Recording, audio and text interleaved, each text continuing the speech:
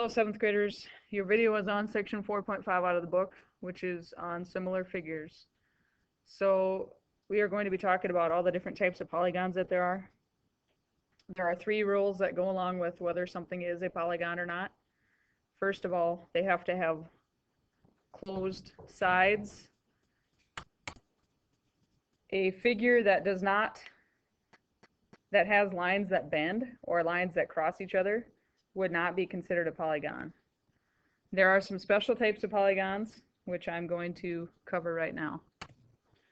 The majority of these that I'm going to talk about right now, we should already know what the names of them are. You should have learned this in grade school.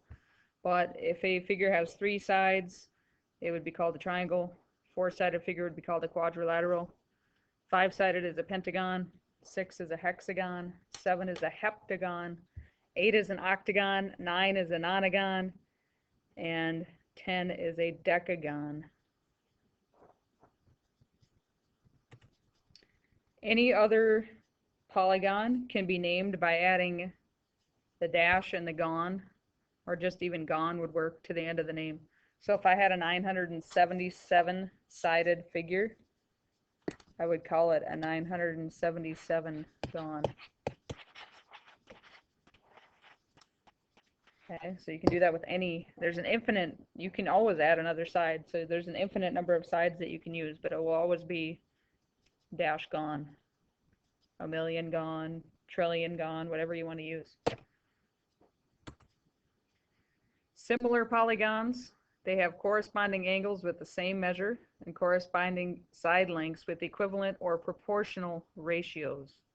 That doesn't mean that the sides are equal to each other. It means that they are proportional to each other. So we're going to find the missing measurement of these 2 figures. So now we're going to find the missing measurement from these 2 similar figures. When you know that things are similar, you know that the ratios concerning them and the angles have to be, the angles all have to be the same, and the side lengths have to be proportional to each other. The ratios of them have to be proportional.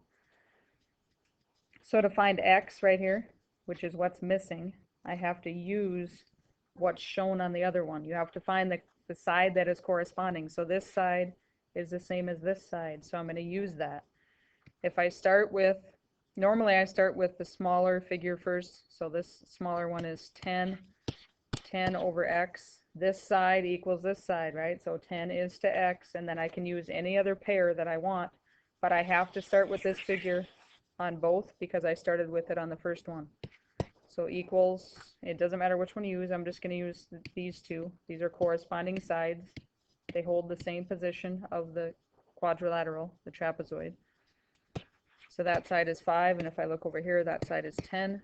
And now I just go ahead and solve the proportion the way that we have learned how.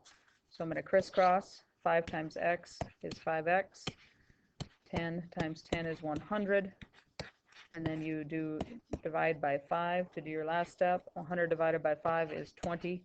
So 20 equals x. And I didn't give you a label for it, like inches, feet, centimeters, so it's just going to be 20 for this one. So then we can also use something called indirect measurement to be able to figure out something that's missing on a similar figure. And that you'd use indirect, meaning that you don't actually measure it, okay? It's because it is too difficult to measure. That's why you use indirect measurement. And to be able to do these, you're going to use a proportion to solve it. So here's my example. If I have a 6-foot person and their shadow is 5 feet long, a nearby tree has a shadow that is 30 feet long. What is the height of the tree? Okay. Well, it might be easier if you draw it out too. If you think about, you have a 6-foot person, right? And they have a 5-foot shadow. And then this is what I'm trying to find, right? If I'm trying to find this side right here, which is the height of the tree, and I know that this is 30 feet, and that they have to be proportional to each other. Okay, they're nearby each other, so the shadows should be in proportion to each other.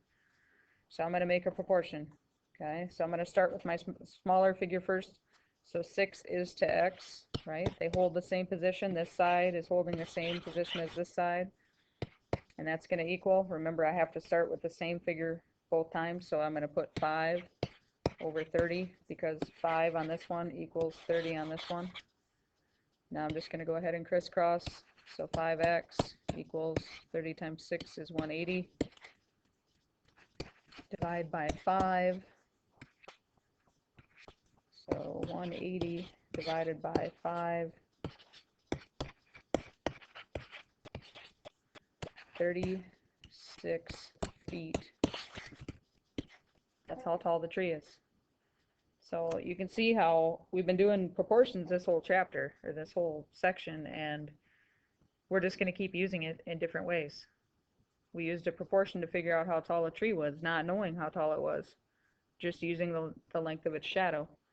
You can do that with all types of things. We're going to do more of those the next time I see you, so bring that knowledge with you.